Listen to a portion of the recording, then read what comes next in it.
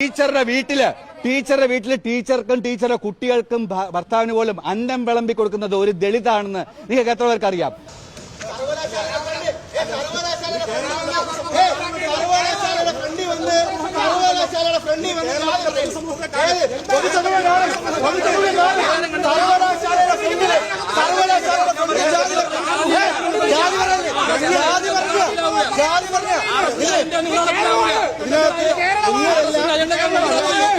ഇത് കേരളമാണ്.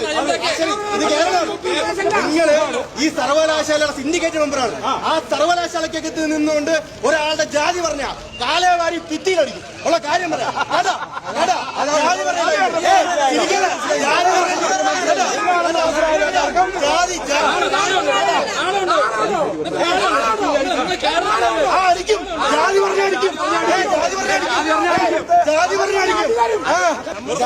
കേരളത്തിലെ വിദ്യാഭ്യാസ